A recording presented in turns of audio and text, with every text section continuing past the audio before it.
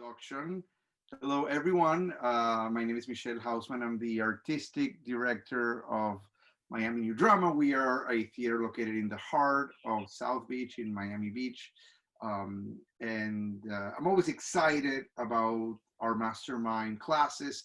We always have exciting artists that we get a chance to pick their brain. But today I am particularly excited because Carl Cofield is one of my favorite artists in the world. I love him dearly. He has this extraordinary composure, this vision. He's a director that you feel that he knows what he's doing. And when he doesn't know what he's doing, you have this feeling that this man is open to ideas and has exactly know where we're going, and he doesn't mind looking around to see what people think. Carl is somebody who is inspiring when he talks, but most important, he's not just a great human being, but he's a great artist. And the work that he has been doing in the past few years, I think is going to end up in history books. I think that he has reimagined classic on a way that really speaks to this moment we're living in right now. It's not just a gimmick. He doesn't reimagine classic in a gimmicky way that in all honesty a lot of our colleagues do. It's an investigative way in which he's reimagining those classics. He has helmed new works like One Night in Miami that now it's made into a movie with an extraordinary cast. And Carl is the associate artistic director of the Classic Theater of Harlem, which is an amazing institution, a jewel of New York City. They present an extraordinary summer programming on the park in the Marcus Garvey Park in Harlem. And that work, Carl director shows they're outstanding. Last year was the Bacchae, the year before was Antigone, and it's some of the most exciting theater you get to see in New York, and that's saying a lot. But that is as exciting as it is. Mr. Cofield, welcome to today's class. How are you doing? I am ecstatic. Thank you so much for having me. It is a pleasure. Thank you for those kind words. And yeah, it's a tremendous honor to be with you virtually. Thank you, my friend. So here's how it's going to work today. We're just going to go briefly a little bit about your trajectory because I think it's a very unique one. You were formed as an actor, and then at some point, after an impressive career, you decided to focus on directing, and I want to hear all about that. And then we're going to go through your work, and we even have some slides to share. And I'm going to, I hope we get to speak about your approach to new work, your approach to contemporary classics, and your approach as a director to reimagining the classics that you have done so extremely successful. So we begin, Mr. Cofield. Oh, by the way, where were you born, if you may? Well, I am proud to say that I am from Miami. I was born in Germany, but I grew up in Miami. My family is, from Florida for about 7 or 8 generations. So I am a proud Miamian. I think that's it, Miamian. So why were you born in Germany? Tell us a little bit about that. So my family was in the military, and the time I came onto the scene, my dad was stationed in Fulda, Germany. So it was nice, to be exposed a little bit to a different culture. But my roots are proudly from Miami, and I think Miami stays with me. How it informs how I work. The type of things I'm drawn to, my aesthetic is deeply rooted in Miami. That's my foundation. So I am, I carry Miami with me, how I move through the world. and we are extremely proud of you. You are an example of the talent that grew up here in Miami that we need to claim. Like Orange Squire. So there's so many great stars that even Miami doesn't know that they are their stars, right? But I want to ask you about actually being what's called an army rat or an army brat. What do they call the kids of what is it? Yeah, they're lovingly referred to as army brats or military brats. Yeah. So our teacher in common, Ann Bogart, who was a mentor for both of us, she was also a military kid, and she said how that experience formed her sensibilities and her, her detachment to the world, because she was sort of like traveling from place to place, and that made her sort of an observer of the world. Did you think that your experience growing up had a similar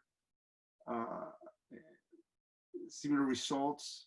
Yeah, without a doubt. I mean, when you look at it on one scale, you're coming in contact with different people, right, from year to year. So it forces you to improvise, adapt, and overcome, which is something that is what we rely on as theater makers, right? It might not be ideal, but you got a team of collaborators you're going to work with to get along, to get a project to be fully realized. So I think that in my back pocket and that sort of conditioning made me primed for a life in arts. You might be moving around from city to city.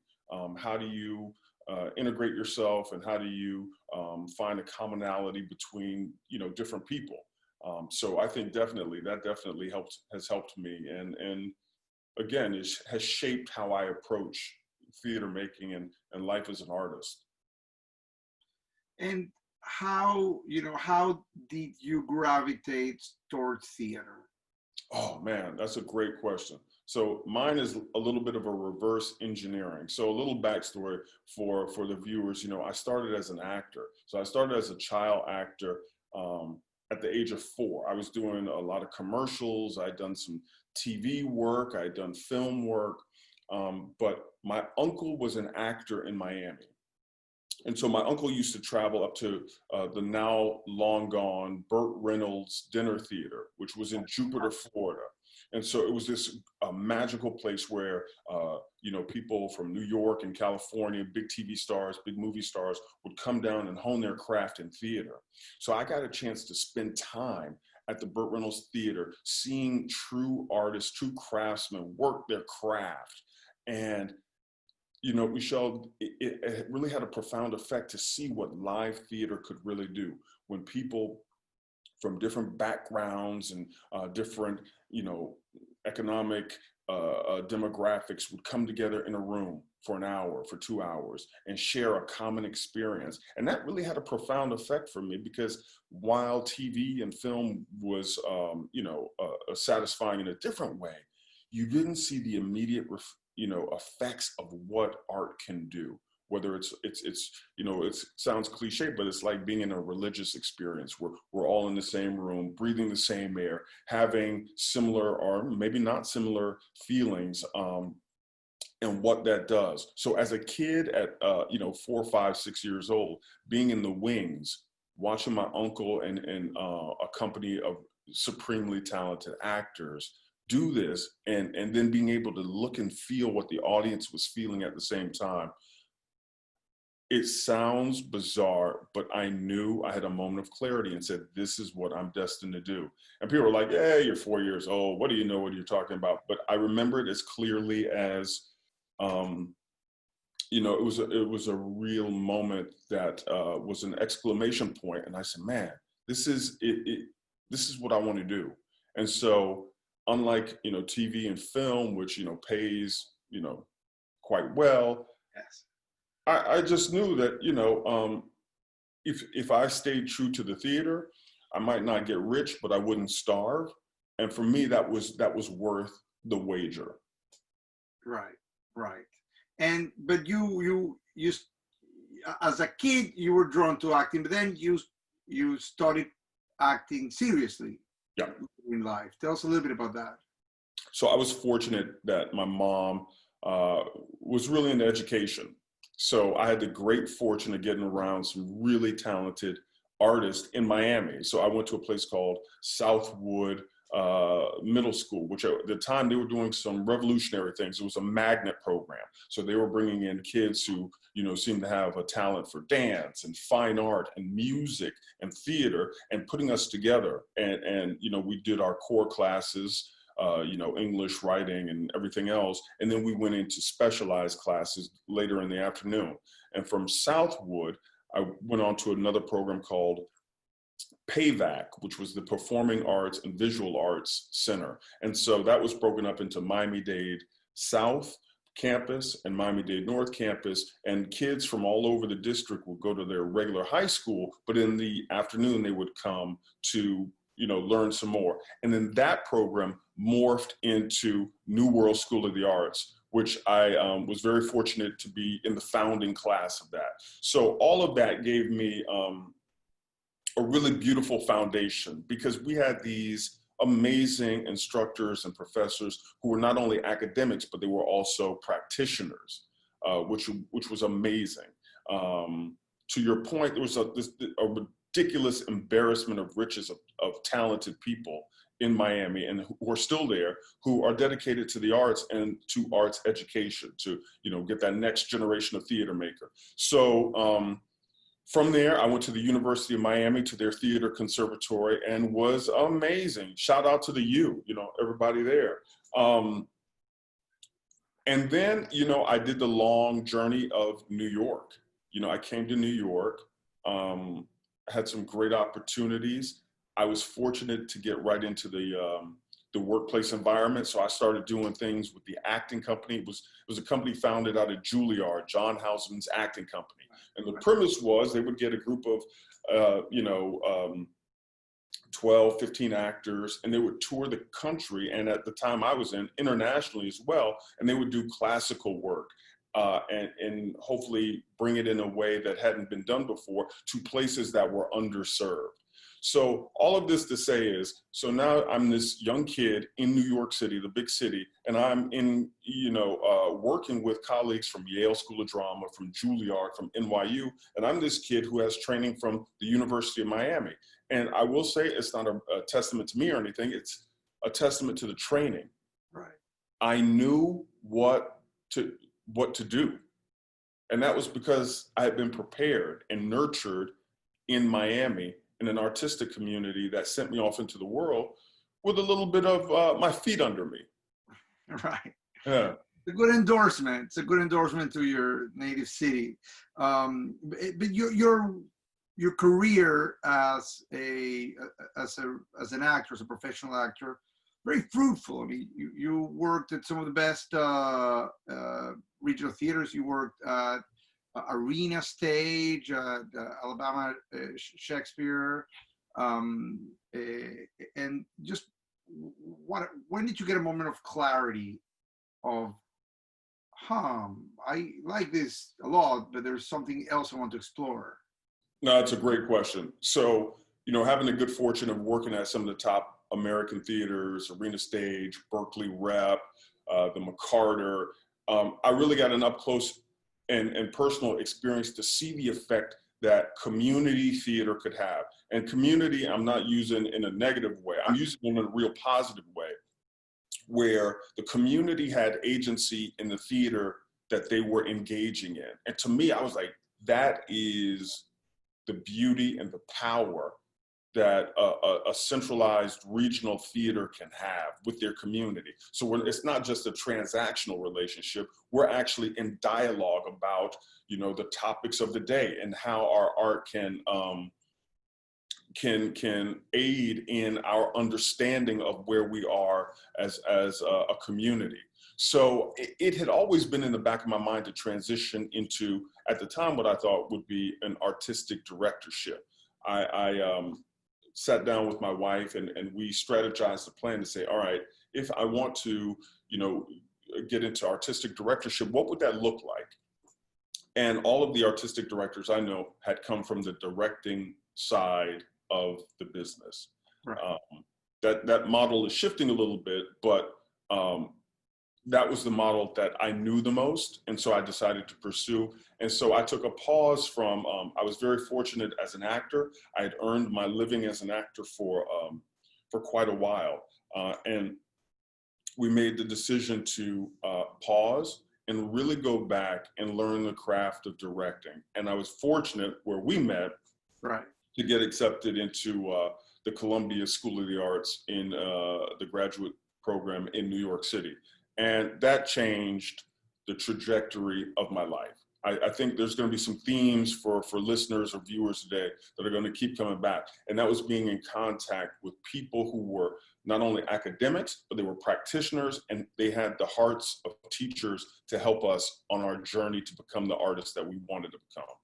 Absolutely. You know, there's always this feeling in the school, in our school, that, you know, a lot of the graduates sort of like take over the world, and the school feels a little bit uneasy that nobody recognizes that the school did, you know, the work that the school did, right? Everybody, when they talk about their narrative, they're sort of like glossed over.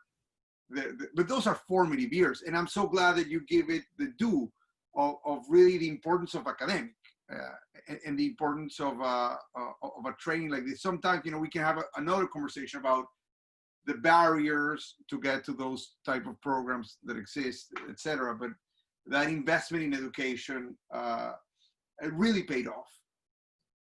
For me, it did.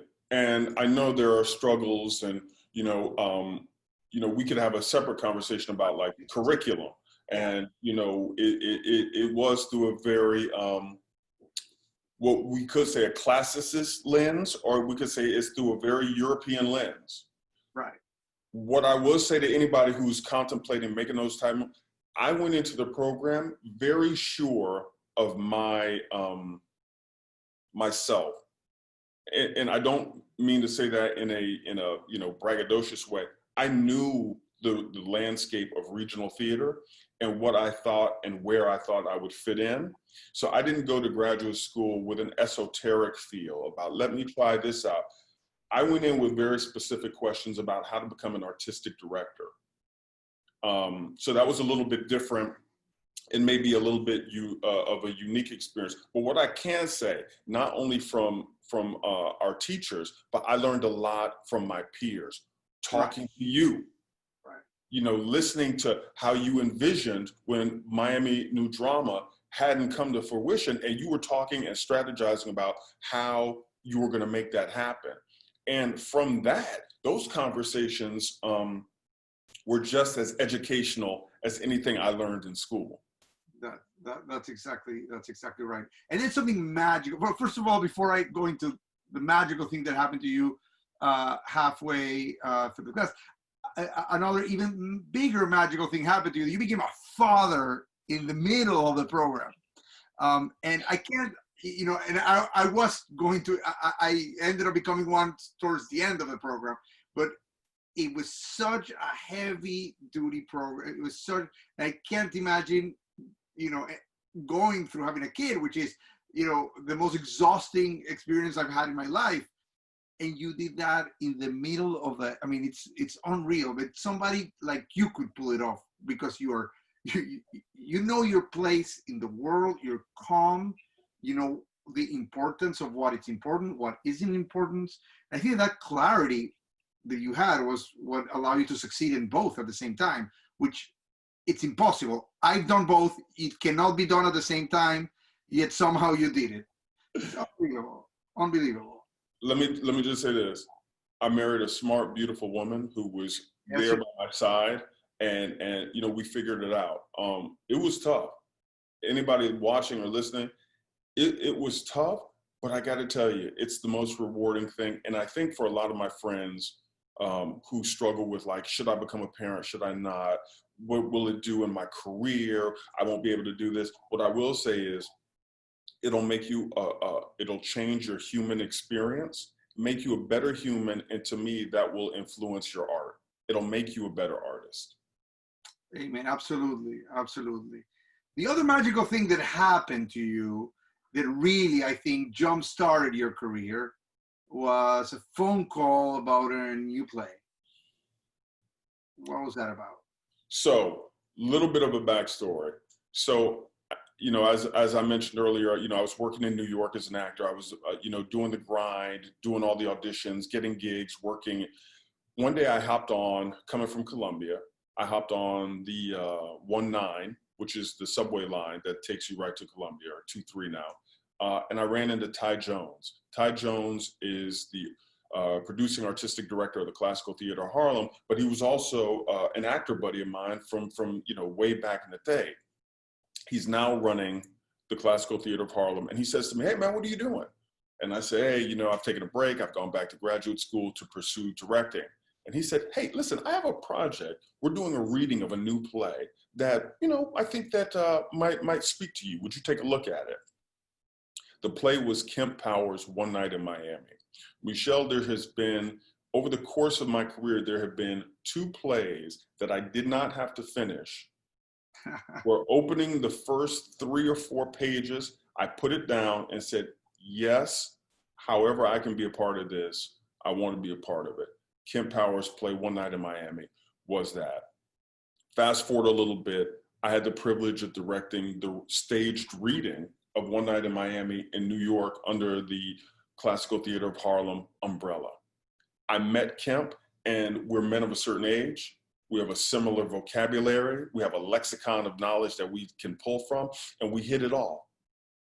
And at the end of the reading, you know, Kemp said, "Hey man, listen, I'm part of a theater company in Los Angeles. They're talking about actually fully producing this play. Would you like your hat to be thrown into the ring as a possible director?" I was like, absolutely. Michelle, you and I have been in this business a long time. Things didn't shake out initially the way, you know, I wanted, but I fully supported the work. So they chose to go with a different director who was local to Los Angeles. And, you know, Kemp, being the gentleman that he is, explained the situation to me. I say, "Listen, brother, I fully support it. I want this work to be done." Well, fast forward a couple weeks later, there were some creative differences. And I was sitting with my wife and a friend who had come to see one of our, you know, second year pieces at Columbia, and we're having an adult beverage afterwards, and the phone rang, and it was Kemp. And it was another moment of clarity where I looked at my wife and I said, "They're going to ask me to come to LA to direct this play with about 2 weeks notice." Before I even picked up the phone, just looking at it. And sure enough, he said, "Hey, ma'am, things didn't work out with this other director. I'd really like you to be a part of this." And I said, "Let's make it happen." Now, I took a leap of faith. I went to Ann Bogart, who, for those who don't know, is the head of the concentration department at Columbia University. And I talked to my other professors. And everybody's got to understand, when you're in school, there's always this sort of fear about, you know, can I leave? I've invested all of this money. What happens if I don't get this degree? And I will never forget, Ann Bogart, without blinking, said, "You absolutely have to leave school and go and do this. This is what we're training you to do." So that is also something about Ann. You know, she's an amazing person, theater maker, educator. And so she said, "Absolutely, you have to go." And Michelle, without a doubt, that changed the trajectory of your career. Yes, absolutely. I mean, and in the most perfect, beautiful way, a play that started in a reading kept growing and growing and growing. Now it's turning into a movie. It might, you know, be a Broadway production, and all because of that collaboration that you and Kemp had. Because listen, I'm a director. I know the work of a director. That play is very specific and can be ruined in 100 different ways. There's 100 ways to ruin One Night in Miami because it appears that nothing really happens. And 9 out of 10, 99 out of 100 directors will try to get the comedy out, and you know, because it needs a level of knowledge, of understanding of those men, of understanding of that era, I mean, it's not an easy fish to fry. It's not. And, you know, Kemp did an amazing job writing it, but had it not had the production that you gave it, you know, in Rude Meg? No, what's it called? No. What is it called? I can't. So Rogue Machine Rogue in Los Machine. Angeles. Rogue Machine, and then the production at Denver Center that sort of solidified the reputation of the piece. The piece would have died. The piece would have died. Yeah, and to Kemp's credit, I mean, he gave me a beautiful text to start with, and it was just beautiful in that we went out to Los Angeles. I slept in his son's bunk bed. His son, of course, wasn't there, but you know, because we believed in the piece so much, right? And we were very fortunate that once we got it out, it took off like gangbusters in Los Angeles. It you know, did everything it was supposed to do, won a lot of awards. But what I want your viewers to understand is, I reached out to every theater that I had in my Rolodex and said, you have to stop everything and come out and see this work. I promise you that it will aid to your theater. 3 artistic directors took me up on it. Kent Thompson, who was running the Denver Center, Kwame Kweyarma, who was at the time at Baltimore Center Stage, and Michelle, who was like, I am going to get this play to Miami by hook or by crook. That's right. That's right. And you know, to your credit, man, you believed in it from day one.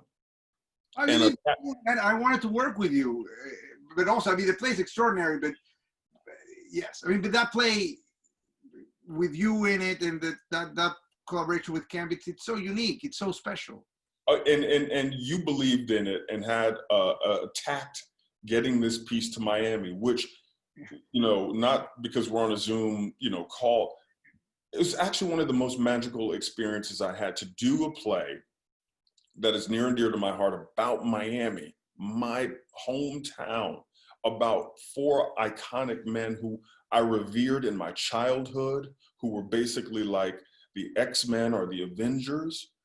And to present that in Miami and share that with our community, our story, and to have my family there, it was the trifecta of and the Hampton House. I mean, the 4 superhero plus you know, the 5th character, which is this building that still stands and is telling a story as we speak. Amazing. So it was a trifecta. But I want to say to your leadership and to your vision, and what I think is so important about Miami New Drama is that you're thinking like that and really being bold and having a vision and saying, these stories are our community. And we need to know this and we need to share this and, you know, keep exploring these type of things. So to you, my friend, amazing. So the play is the success story of LA theater. Then it gets produced in Denver Center. And then there's the production in Baltimore. But I think by Denver already sort of your career,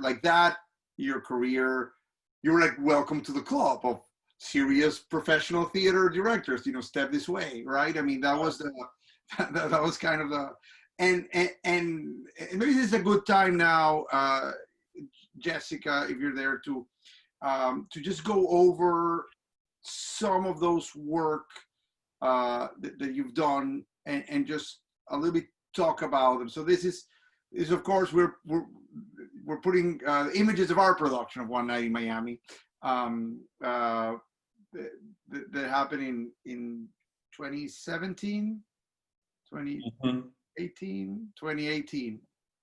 Jessica, it happened 2018, October. 2018. Thank you. So just walk us through the process of a new play. Let's go back a little bit to walk us through the process of how you approach this text. So this text in particular was finding out, you know, what the real sort of events were. To your point earlier, you were saying like to a lot of people there might not be any real events. It's four men in one room, and you know no one dies or anything like that. But there's a volcano that happens. To use Brian Kulick's analogies, you know, these four men are having a picnic on a volcano. And so really just trying to mine what arguments and what passions peek through the personas of these men was the way I approached this work. And there's a musicality that we'll continue to talk about over the course of our conversation, but there's a musicality that resonates with me when I get a text, right? Whether that's a classical text or a new piece. I'm listening for the music. I'm listening for the rhythm. I'm listening for anything that might give me some insight into how to approach the material. And for me, this witty banter, barbershop type of, and I'm going to say barbershop quartet, knowing that I'm meaning a musicality, that these men are like a quartet of jazz musicians. So sometimes the saxophone is going to be a little hotter than the bass, but sometimes that bass is going to come in and thump. And so for this, I really approached it musically and saying that like Esau, a wonderful actor who played Jim Brown, Esau Pritchard, you know, he was my bass. Leon, who did an amazing job as Sam Cooke, he might be my tenor sax, you know. So we approached it in a very musical format for me, and to find out when the solo came in, but when it was really supposed to be just the music of these four men in harmony or in disharmony. Right. You know, it's interesting because a lot of the comments that you were hearing, you know, because this is after the first wave of Black Lives Matters in 2016, and oh, how timely this piece is, that deals about issues that are timely. And I always found that very, you know, in a way funny. It's like, it's always been timely. You were just not paying attention. You know what I mean? This has always been, and this is what is fascinating about this play, is that this play is about a conversation that Kemp imagining happening in 1964. And it's pretty much the same conversation we're still having today.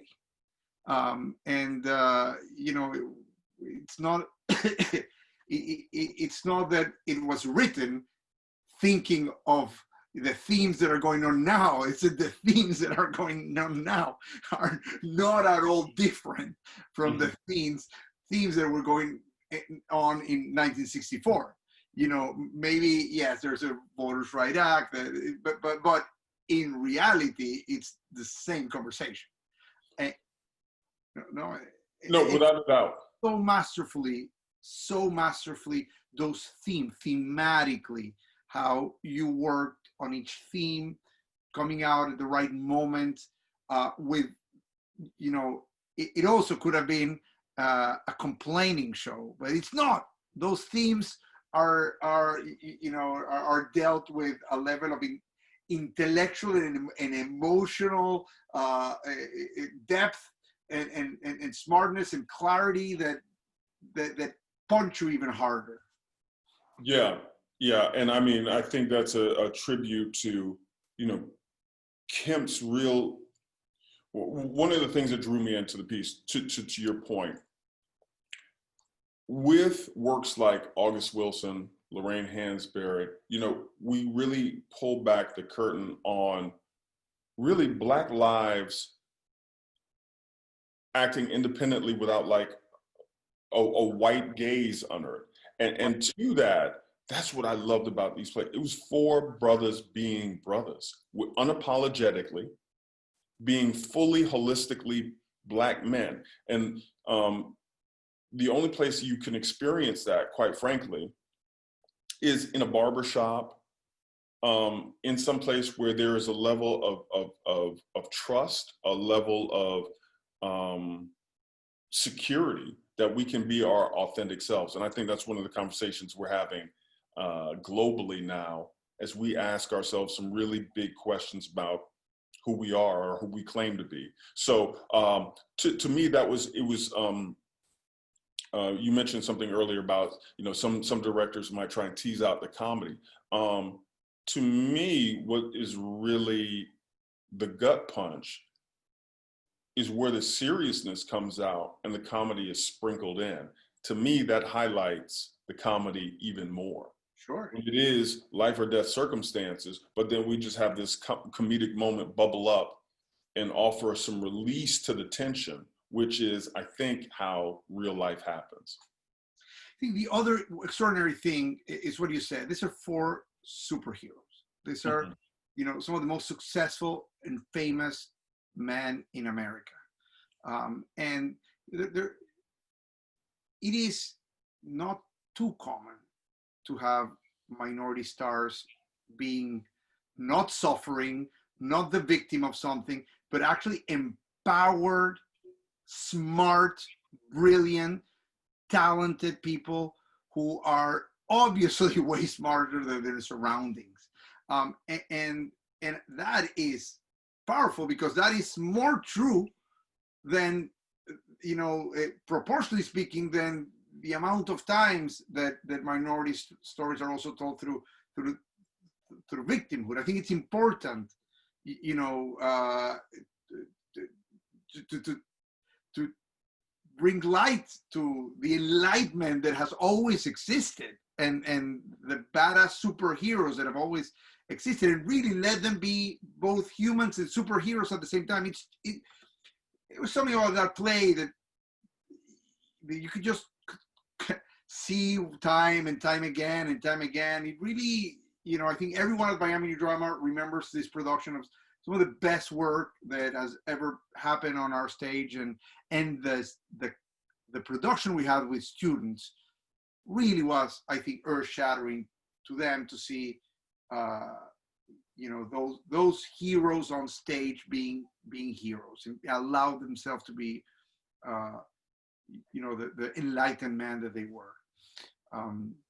So we can move on to Jessica, maybe to the next slide. Okay, so Antigone. This is 2 years ago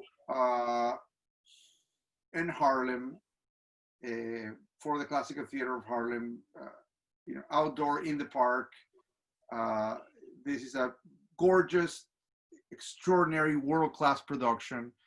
A story that has constantly have been told for 2,500 years. I'm sure that there hasn't been a night in which somewhere in the world somebody has not produced Antigone in 2,500 years. But so with that responsibility of trying to reimagine such a classic, story play by Sophocles, how did you approach it? What was your vision for this piece? How did you get around it? Sadly, this was 2 years ago, meaning that, if some of your viewers can see, like in the back, I have Black Lives Matter, signs. We have a makeshift memorial. And one of the things that I really am most thankful for when we were in school is our exploration into the Greeks. We were very fortunate to have Brian Kulick, who's an amazing scholar and practitioner about Greek theater. But for me, the investigation was really, and you're going to hear me say this time and time again, the Greeks really explore who we claim to be, right? And who are we really, and who we claim to be, and where do we want to go, right? And so they give us this big plate of questions, like a feast. They plop it down before us and say, dig in. And to me, that was really amazing. And the question about, two brothers being at odds, one is killed by the state, right, and not mourned properly. And of course, that just got my mind spinning about, like, reading books by Ta-Nehisi Coates about, Between the World and Me, and his best friend being killed by a Black police officer, and how we can label it's that classic story of like, when this happens, well, he shouldn't have done this. The state's explanation is always going to be something. Victim, blame the victim. Absolutely. Absolutely. But then when it fits their narrative, we can hoist somebody up. He was a hero, and he died being a patriot. But then, years later, we find out it was actually friendly fire, right. And we killed him. But, don't worry about that. The narrative is we're going to spin it to make this person a hero, and we're going to make this person, we're going to punish this person's memory. So that was the big thing. And to be quite honest, the murder of Tamir Rice, right. Being shot down by the police, a young child being executed by the police. His sister arrives and it tries to administer aid to her dying brother. And she is placed in handcuffs and treated as, a hostile threat. And these are children. So that went into my thinking about, what Antigone has to go through and the type of journey she is on. And what I do love about the Greeks too is because, there are two sides to these things. That's right. I was going to say, right. And they fight and they knock heads. So for me, I was interested in how these themes would resonate with brown bodies in Harlem in the 21st century. And, I had the great privilege of working with some extraordinary actors, the Alyssa Monte Dance Company, to really give the chorus something that I wanted to, I wanted the theater to be absorbed in this music and dance and this sort of really theatrical type of thing. And the thing that I'm most proud about this type of work is this probably would look silly on film. Right. The type of work that we're doing is exclusive for theater. It's meant for theater. The theater looks silly on film. Yeah, absolutely. Yeah, that was it. And our heroine, this is also on the heels of the Me Too conversation that's happening. So I wanted a strong woman who really just didn't take any prisoners and said, this is what I think, and I'm willing to die for my beliefs, which is, even in light of what's going on globally, we're seeing people who are really putting things on the line. And even if it's, soccer moms in Portland, they're out on the front line saying, this is what I believe. You can shoot me with rubber bullets. You can tear gas me, but you're not going to diminish my argument and my conviction. And so to me, I was like, man, this is a timely moment to be exploring what Antigone means and how it continues to be an important conversation. And then Creon comes in and he says, law and order. Right, I am the law and order guy. There are rules and there are laws and they're breaking the laws, right? And that is really the great beauty of Antigone, which is sometimes laws are not just. You got it. And so that tension between the laws created by man and an ethic, really justice, has the same tension that a sister trying to look for justice in a state that doesn't see it her same way, it always Antigone unfortunately will always be timeless because we get into the same problem generation after generation of justice, of assuming that if things are in the law, they're just, but there's a deeper human justice that we're still carving into. It's still grappling with. We're still grappling with these same questions, law and order, which seems, funny now because we're, in the midst of law and order. But Antigone says, well, the person's law, I follow a higher law, you know, which is, here again, really questions that we should really, really not just give lip service to, but really explore. And it's going to be uncomfortable. You know, it's going to be uncomfortable to have real conversations. And I think that's the moment in time where we're at. We're at the crossroads where we have this tremendous opportunity to really be truthful. And it might be painful, but if we stand in that truth and have that conversation, you know, I believe that some things can happen. And that's why, you know, this Antigone for me was, I was delighted with sharing that story with our community, and then having that conversation from the community about like what resonated with you, you know, about the work. I want to just, again, just to put us into the mind of a director, what a director can do, reimagine a classic. I'm going to tell you a different version of Antigone that also would be true.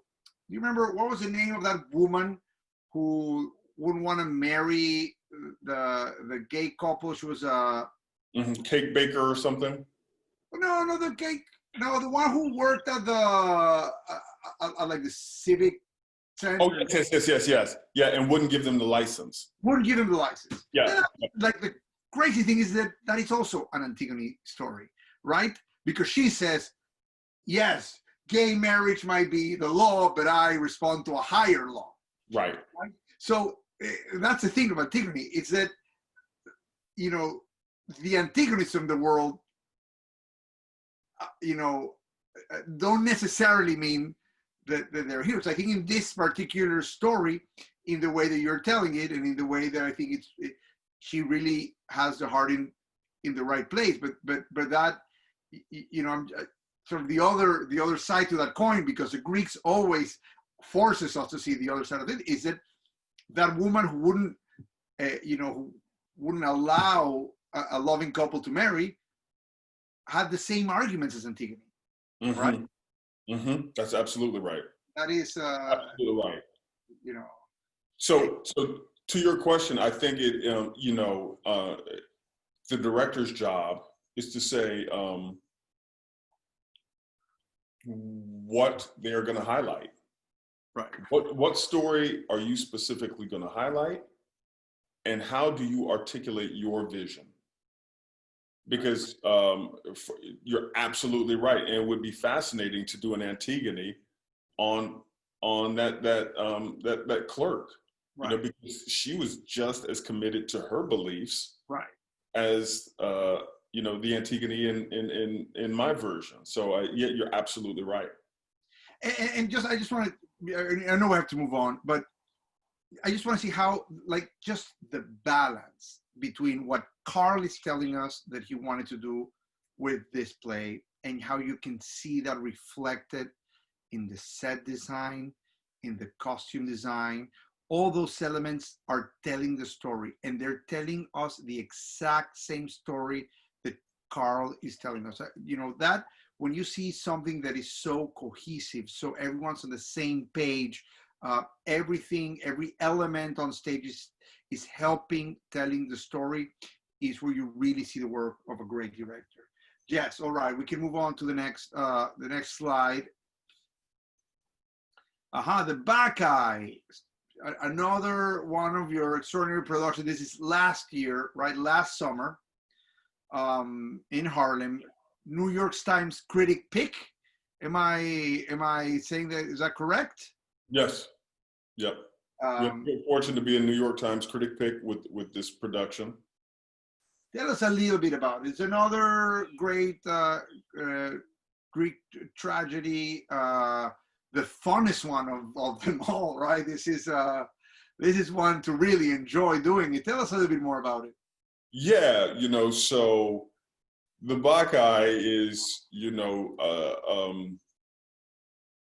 for me, a story about, law and order versus complete freedom, right? And we have Dionysus, who's a petty god, right? Completely flawed, and at the slightest hint of a slight being done will come through and level the entire place because you did not humble yourself and pay me respect. I'm going to ruin everything, which Yes. you know, here again brings Sounds us to familiar, doesn't it, my friend? Sounds familiar.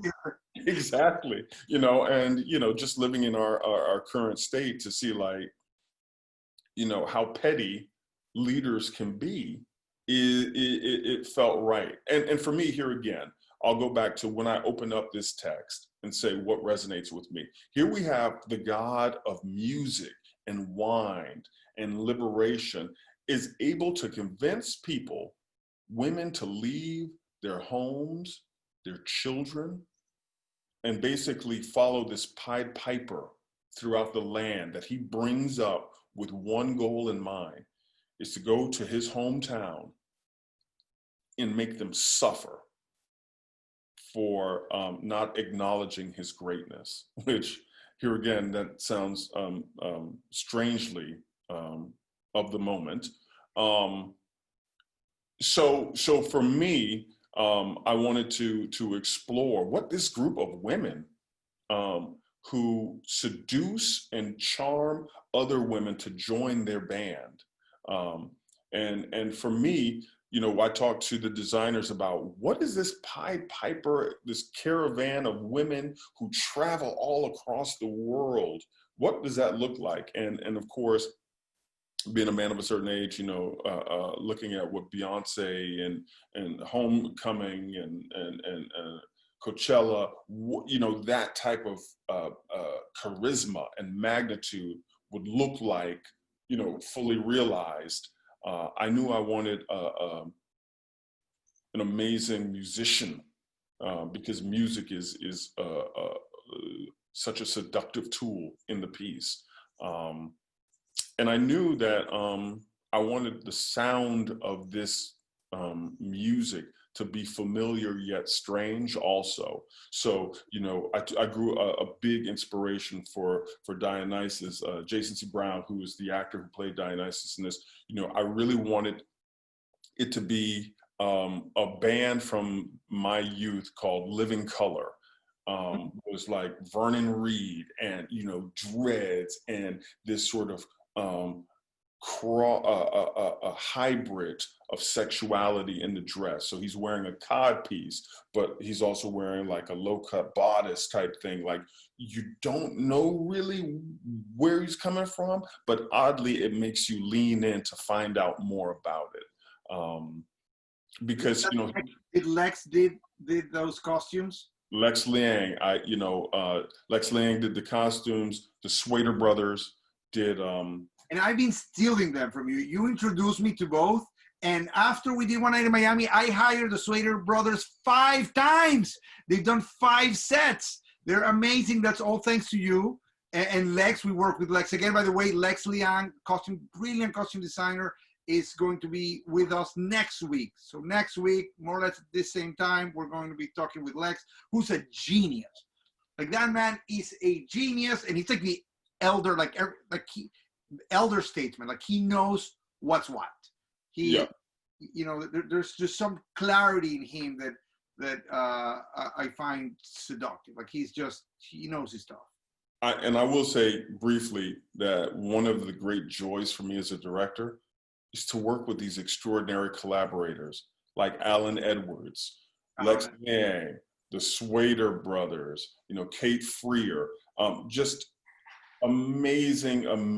Fred Kennedy, who did the sound and wrote the music for this. That's one of the greatest joys. That's one of the greatest joys. Translation did you use? There's a question about that, and we'll get to a question in a second. But what translation did you use for the Antigone and for the Bacchae? So we used sort of a mashup hybrid of the translation. The wonderful artistic director of Theater of War was kind enough to let us use theirs. We spoke about Theater War last week with Greg Topman's class. They're the company that performed for veterans, and it was wonderful readings, star-studded readings of those plays for veterans. Yeah, and Brian Dories is the artistic director, another amazing Greek scholar. So we used his translation, and I forgot what I was going to say. Yeah, but they do extraordinary work also. The translations you use, so great. So that's the same for Antigone and for the Bacchae. Yes. Let's see, yeah. We can move on to the next slide, my dear Jess. Aha, the Tempest. So we're getting into Shakespeare world, and Shakespeare, like the Greeks, has this flexibility of putting layers into it that allow us to sort of bring the story closer to us. So tell us about your approach with the Tempest. I was super excited about this Tempest. Here again, I started with my collaborators and said, I was so drawn to the world that Shakespeare gives us in the text, right? So for me, I was like, where is this magical place that can withstand all of this? And for me, that island was Hispaniola. So we have the island of Hispaniola that has the Dominican Republic, but it also has Haiti. And they have distinct cultures, but they inhabit the same space, but different traditions, different musical influences, but somehow are there. And, I was like, in this magical realm, of course the sand is blue. So the Swader brothers were like, all right, yeah, it's blue. And of course, Ariel is this magical goddess who flies through the space. And we were very fortunate to have the extraordinary actor, Ron Cephas Jones, who many of your viewers might know is on This Is Us on NBC, right. Doing some amazing work, play our Prospero. And for me, this Laurence Squire wrote that first season of This Is Us, also Miami Bride, Miami Star, and an artist always associated with Miami drama. But continue. I need to do my advertisement, man. No, absolutely. And Lauren's an amazing writer, as I'm sure everyone knows. So, in collaborating with Ron Cephas Jones about what this Prospero is, we wanted it to have a fresh look. And his staff had to be representative of that. And we didn't want some like hokey, thing about voodoo or anything like that. But what is this magic, and what is the spells he's able to cast? Of ours, we explored where the gods come in onto this island. A lot of directors cut that scene out. Where the gods come to visit, but we explored it trying to use rich traditions of African dance to say what these different gods would be. And to be quite honest, I was interested in what this sort of production would look like coming out of the mouths of brown and black people, how we would play with this sort of colorism that is alive in a lot of countries that have same people, and what a slave like Caliban, what that does when we have brown and black bodies playing this different status game. And yeah, that was the big sort of question going into this. Right. We can move on to the next slide because of time. We have 12th Night. I think that this production is going to live in the history books, and it was so much chat about this production when it was happening at Yale Rep. Yale Rep, by the way, is a theater that seems to adore you. You keep working there. year after year. I get extremely jealous of them that they get to have you more often. But tell us a little bit about this production. You were looking at something very specific about this production. Open the door for us. So Twelfth Night is without a doubt one of my favorite in the Shakespearean canon. For me, the big thing about Twelfth Night is Viola, who basically washes up on the shores of this different world in Illyria. A world we find out that values three things, right? Wit is a currency. Music has a tremendous currency in this world. And if you are in possession of those two magical currencies, that allows you access to move freely between different camps. The camps of the Count Orsino, which is yearning for the love of Olivia, but she won't admit him or any of his suitors to come in there to try and woo her. So for us, I wanted it an Afro-futuristic version of what Illyria could be, knowing that those two things hold supreme currency. So what is a world in Afrofuturism? What does that even look like? For the billionaire playboy Orsino, who has everything that he can dream of except Olivia, how would he recreate this was the proposition that I entered in. And so for me, we live in a world right now where we have digital assistants and we have all of that. So it's not hard to project what that future might look like. So for me, I wanted us to be, to meet Orsino while he is pining for this woman. So he does it with a virtual Siri, Alexa type device. He has the AR goggles that he puts on. He can see her. She can embody the house. He can smell her like an Abercrombie and Fitch store, but he is not in possession of her. So that is the opening montage that he is engulfed in this virtual fantasy. Festi, for me, was another person who was in complete control of wit and musical talents. So the picture where the gentleman is singing into the mic, I said, well, what is a Festi in this world? And to me, Festi's wit is a biting wit that has elements of George Carlin, of Lenny Bruce, and Richard Pryor. And the reason I single those three men out is because their wit is absolutely astounding. Their comic timing, their comedy form is more biting. So I say those three are amazing comedians, but you probably don't want to have them over for dinner because it's probably going to turn a little darker than we wanted. And his sound, here again, working with the same collaborators, Fred Kennedy, I wanted him to be T-Pain. For those who don't know who T-Pain is, T-Pain uses a computer effect on a lot of his music that makes it sound, a little more distant, to come back to a phrase that we use, familiar, but strange. So, you could sing a song that you've heard before in the Shakespearean canon, but I guarantee you it's going to be in a way that you've never heard. So it's going to have an 808 bass track, but it's going to have sort of things, and a lute will be played in a completely different way than it's been repurposed to do. So,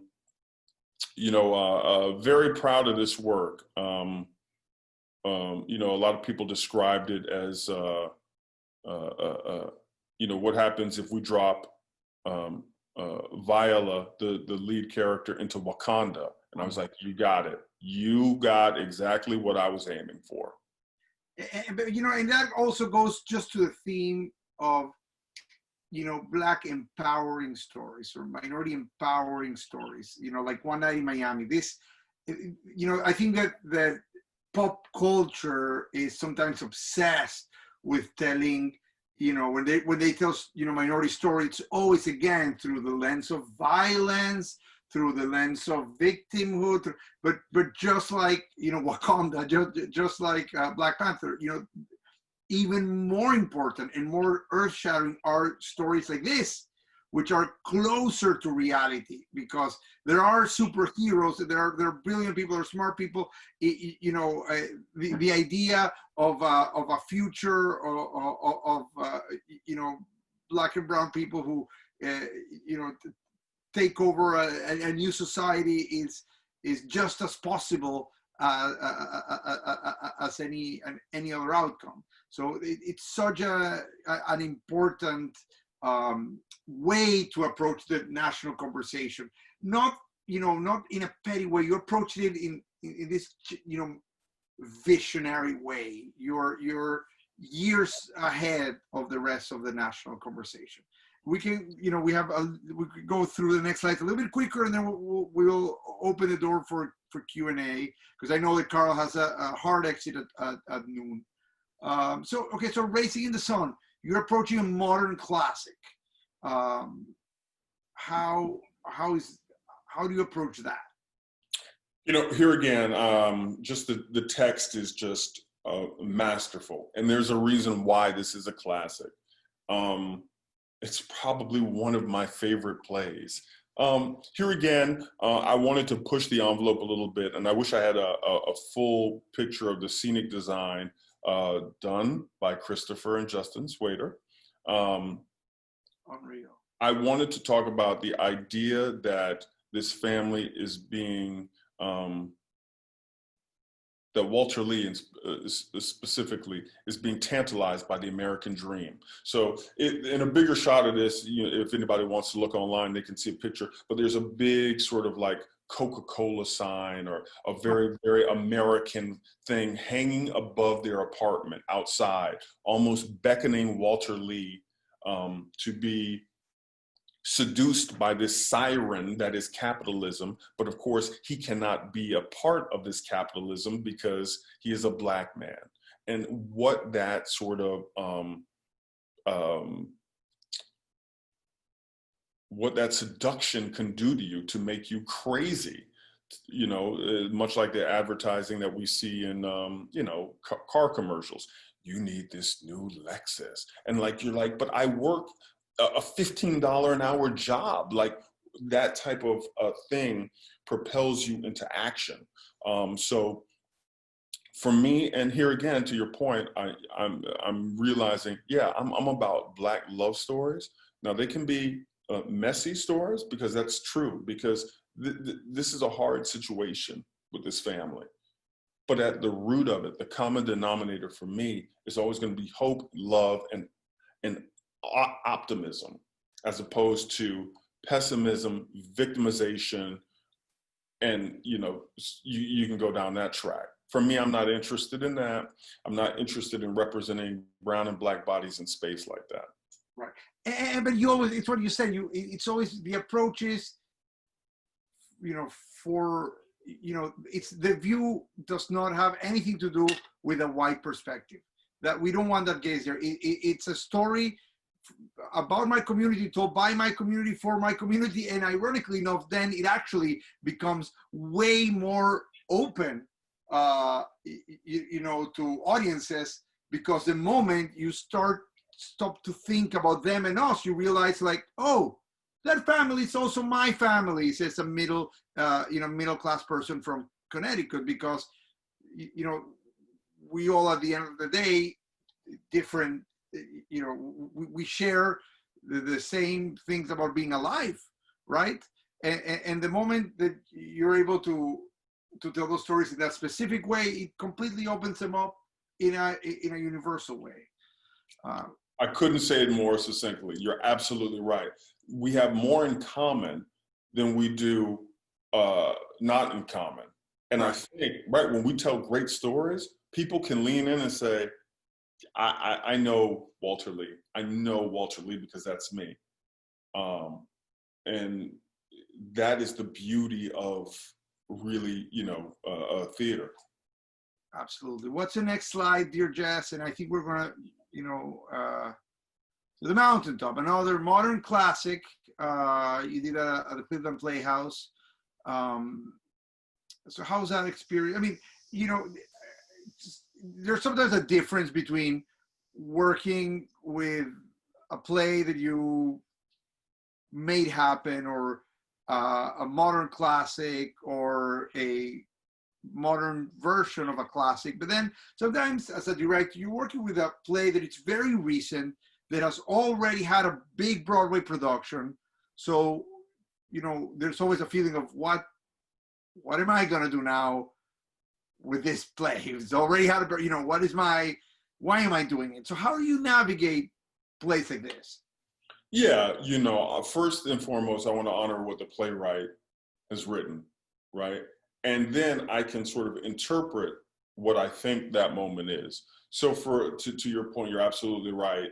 You know, the play had a successful run on Broadway with some big celebrities, and that was great. For me, just approaching the text, I wanted to see what happens literally when Dr. King's perspective was completely blown up and we entered into the realm of fantastical. And so, you know, here again, working with some fantastic designers, the set designer on this is Wilson Chen. I said, what happens if we really do a Twilight Zone moment when we realize that Dr. King is moving into the reality that his life as he knew it was over? How would we even do that? So we had a fully revolving floor in the set. So the world changed around Dr. King when he was having this cathartic moment, and, you know, up became down, you know, red became green, and we really just exploded the scenic design. And at the end, you know, the world completely disintegrates, you know, around him. So it opens up, and, you know, the character Angel comes in, and it's very, the best way I describe it is Twilight Zone-y, because you walk into the theater and you think, oh, it's going to be one room, it's going to be a naturalistic thing. But to have that sort of moment of like, this is definitely not what I expected to see, is, for me at least, as a theater goer, something that yeah, a gift to the audience. Are you kidding me? Yes. Okay, I think we might have, is that the last slide, Jess? Might be. All right. So we have some 20 minutes. You've shared with us so much wonderful knowledge, so much gold nuggets. What's the word I'm looking for? English. Nuggets. One day I'm going to conquer it. But I think that there's quite a lot of questions that I'm sure people have. Let me open the Q&A and start with Colby Lewis, who says, when you feel it's the right time to focus on directing, whether you go to school for it or not, what would you say are the first steps you can take to feel confident in the field? How much would you say it varies between mediums? It's a really good question. First and foremost, let me say I love Colby, and that's my man. He did an amazing job as Cassius Clay in One Night in Miami at the Denver Center. So I think for me, it was a personal decision about when I was going to go into directing. Over the course of my acting career, I had the great privilege of working with some really great directors and working with some terrible, terrible directors, which was just as educational as working with the good ones, quite frankly. And so for me, it was something that was always in the back of my mind, and I knew I was going to eventually do. Working with and seeing some work that I thought was absolutely ridiculous on some of the biggest stages in New York City propelled me to say, if people are like engaging with that, right. I know my voice is you know, I think I have something to say. So it took me a while to really hone my voice and say, listen, I can own this and I can move forward in this. And so for me, going back to school was the way to go. But I don't think there's any one road to Mecca. You Right. just have to start where you are. And if you want to direct, you know, assisting is a great way. It's a fantastic way that you don't have to go into, paying for school or getting in debt or anything like that. And just doing it and doing it and doing it. Yeah, no, I think that's a great example. I mean, it's what you said. All roads lead to Mecca. Not all roads are alike, right? Not everybody has, the same trajectory. And listen, there are some schools, and you and I have been both lucky to have had financial aid from schools. So I think that not be afraid of trying to get into one of those schools. There are ways of assistance with some of those schools. And unfortunately, I mean, this is a whole other conversation, but it really becomes, you create a network, right? You create a network of artists, and then you grow with that cohort, and they will also become famous playwrights and they'll ask you to direct your plays because they know you. And so it becomes, little mafias. I'm not endorsing that. I'm just saying that's what happens. So, so it's another way around it. We're gonna go through the questions. There's also, you can raise your hand, virtually raise your hand, and we can bring you in to speak your question. But we're gonna go now with Marjorie Lowe, wonderful South Florida actor. One Night was an extraordinary production. What struck me so much was how much you trusted the pacing and allowing moments of breathing and silence, and how closely you incorporated the set as an integral character in the production. We spoke a little bit about that. Do you find that the design elements are as essential for you as the text in most of your productions? Also, how much workshopping and changes you make when working on a new work, from first read, first production rehearsal, and how do you continue making changes straight up until opening? You freeze the script at a certain point.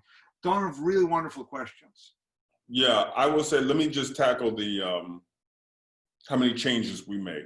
Right. So for me, the secret sauce obviously is going to be the audience, right? And things that I think, oh my gosh, this is going to resonate profoundly, and then it falls flat. I'm like, we need to go back and tinker with this because it's not landing the way. So for me, previews are essential, and between previews and opening night, we literally make 50 to 100 changes per preview. Yeah, and it could be as small as, we need more light because they're not laughing because the actor's too dark, or we don't have enough light on the actor, or that shirt isn't working, it's stepping on, the actor is working too hard because he's fighting against the costume. So a lot of changes happen for me in previews. And of course, it's a close collaboration with the writer to say, like, are we sure that is the most elegant and eloquent way to say what we're trying to do? Or can we tweak it a little bit? For me, the scenic design is tremendously important, tremendously important. That's the playground that we're gonna live on. So we have to have conversations. Usually, we start as early as 6 months in conversation, sometimes a year before, about what exactly we're gonna be working with. That's impressive. I mean, kind of like opera, right? That's sort of opera directors, they really, all they get to do is really work on the design, because and I agree with you. The stage is part of the storytelling, and the more open that stage is, the more it can transform itself into other things. The better. Like, the gift you gave in the Mountaintop of changing. That's exactly how a set can help tell a story. It's just not there as a picture, as an image. Mm-hmm.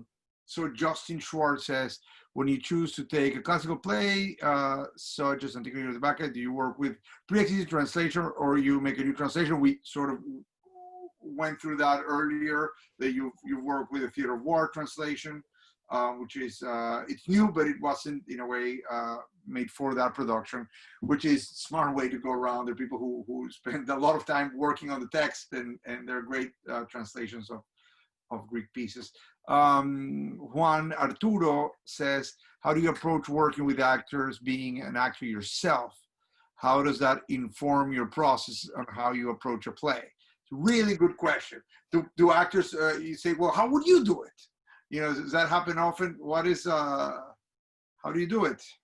Yeah, that's a great question. I mean, you have to have a profound respect for actors. You have to have a profound respect for actors. Obviously, casting is a huge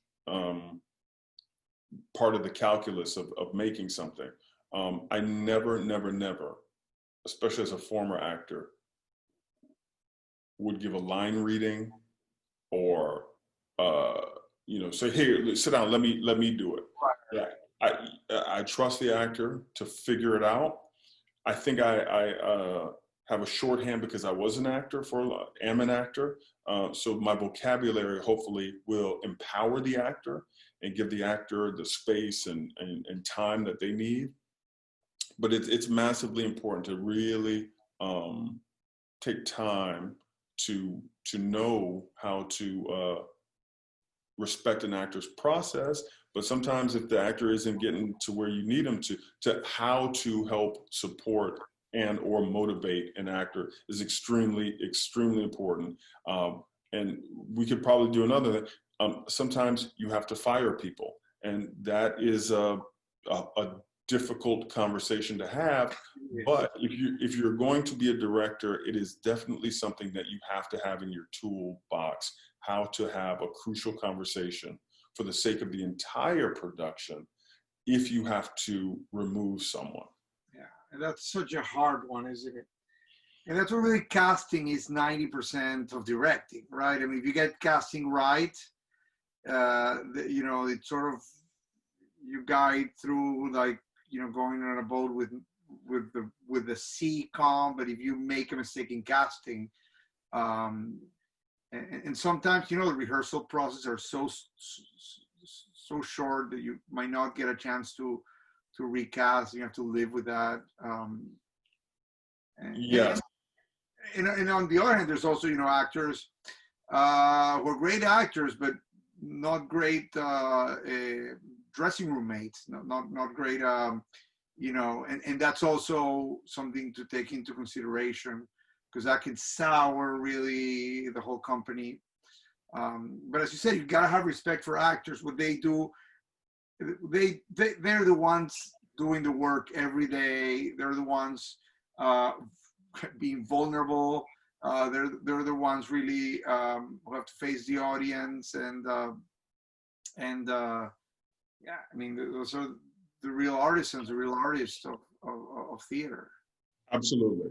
And what they do is to be commended. So we just have to have that respect in our interactions to make sure that, they have what they need. But by the same token, as directors, we have a responsibility to get the ship where it needs to go, everyone's safety, and to make sure, you're the captain of one of those big cruise liners. You want to make sure everybody's all right, but you do have a responsibility to get this ship from page to stage, And there's also, being a director, there's also you want to be liked by your company. And sometimes some decisions won't make you very popular. And that's also a hard thing to go through, right? Without a doubt. And I will say, it's so funny that you bring this up because, as an actor, one of the things I enjoyed was going out with my company afterwards, and, you could have a drink and get some food. As a director, it has to change, right? Because they have to go out and complain about their boss. You have to complain about it, yes, right. Yeah, so it's like, oh, well, and Anne Bogart used to talk about, you have two types of directors who go out with their designers, right? And directors who go out with their actors. And it's absolutely right. So you have to not maintain a distance. That's not the right thing, but the relationship has changed a little bit. Of course you want to be liked. Of course you want to, support her, but ultimately you might have to make some tough calls, and not everyone is going to be happy with that. Yeah, it's lonely. I think that people don't understand how lonely it is directing, because everybody really has their own field, right? If you're a costume designer, of course you're concerned about the big picture, but but you know where your job begins and where your job ends. When you're an actor playing one part, you know where you begin, you know where you end. You have that. But when you're a director, everything's your responsibility. Everything. You're the parent. And Everyone's calling you. That's right. And it's you have no peer really. You have no, you know, nobody has the same weight than you, and that feeling is it's sort of lonely, no? It's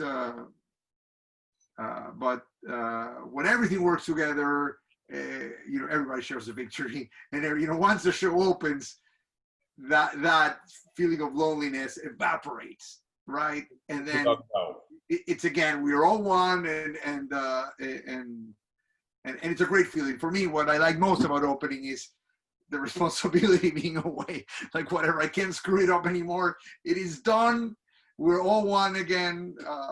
So anyway, Oliver Gorp has another question. Hi, and thank you. As a writer and director, I love to use the classics to figure out what is genuine human condition, what is mother condition. For example, I made Medea an overworked barista and single mom, and we played it in actual bars. I added own text to the Euripides, or Bible text about eternal life mixed with scientific material, etc. Do you edit or cut the classics or take the pure?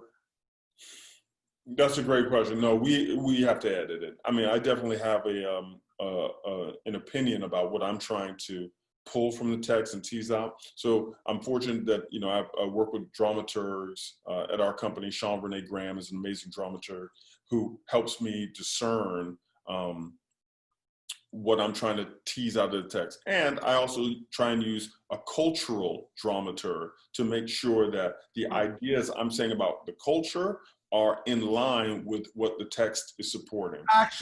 You actually hire a cultural dramaturg. That's a real position.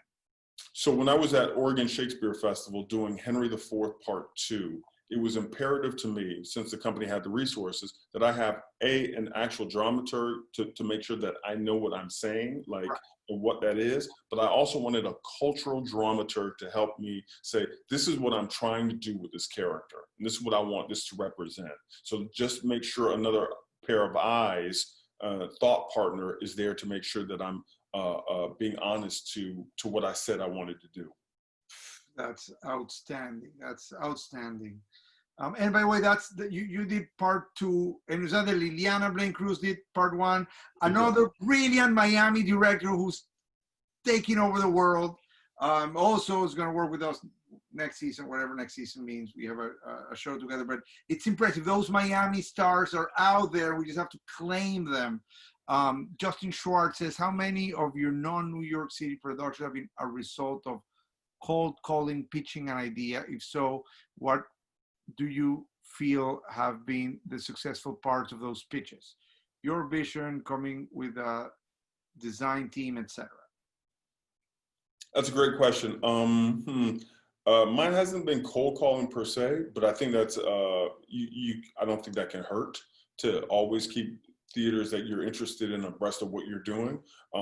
Luckily, I've had a chance to through my acting, I've cultivated relationships with theaters, and now we're getting to a place where, you know, I'm able to say, hey, this is what I'm interested in working in. And sometimes theaters will be like, yes, how can we help? Can we get something in the season? Or sometimes theaters will be like, we're thinking about this. Do you have good feelings about this? Would you be interested in collaborating on it? So it's a little bit different from cold calling.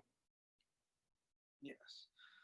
And Austin Adams says, in relations to classic texts and many of them being rooted in Western homogenic sensibility, are there ever any times in which telling stories about underrepresented and minority groups in this way isn't productive? Yes, I would say, you know, you have to really look at, like, Shakespeare, for example. We have to have a conversation about some of the words that are used in Shakespeare's time. Does that further my argument, or does it diminish it because that language is going to land on a modern audience, right? So to me, I'm not going to be a purist about it.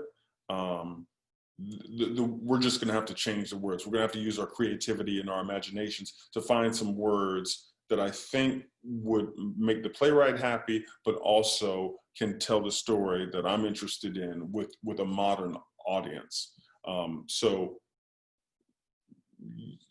And yeah, there's some questions that I'm not interested in rehashing. Misogyny, not particularly interested. So I'm not gonna, go out and try and re-examine Taming of the Shrew. No, not right now. That doesn't feel that would feel rather tone deaf.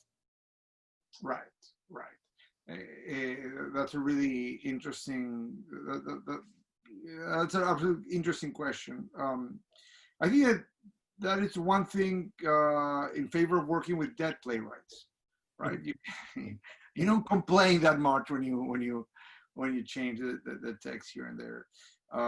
Taming of the Shrew, it's an interesting example. Maybe a female writer who wants to take on Taming of the Shrew and make it her own version, or a female director might feel that same thing that we sort of like, yes, we don't want to touch that. Maybe, a female director, female playwright who wants to do a modern twist on it would in fact embrace it and say like, yeah, it's problematic now. Like, let's get our hands dirty and figure out why, right? Which is really the beauty of directing. The whole point is that we have points of view. And you have a point, you're from, how you were educated, where you were educated, the fact that you were born where you were born, the fact you grew up where you grew up, gives you a point of view. And that's the beauty of a director, is knowing when I'm not the right person to tell this story. I could tell it, but it's not going to be, it's a disservice to the story. And I think something, I guess I have it easier, and I guess you now have it easier in your institute, but you still do work outside of that. But when you're, of really having to turn down job offers, saying like, yes, but no, thank you, but I'm not the guy for this, right? Yes. And there's a power in no, and knowing like, I know everybody needs a check and everybody is, doing with it, but to really be honest and say, my voice would not be the best for this. I don't think there's anything wrong with that. And I actually think you're doing everybody a service to say, I'm not the person for this one. Right. Well, with that, Mr. Cofield, it comes exactly at noon. We promise we'll leave you here. I just want to say how extraordinary this conversation has been. For those of you who were able to see at Miami Drama One Night in Miami, we were working with Carl and another of our collaborators for another show that was going to happen in the season. The 2021 season that now doesn't really exist, but I promise you, as soon as we know what the future of theater will look like, we're going to make sure that Carl Cofield is in the season.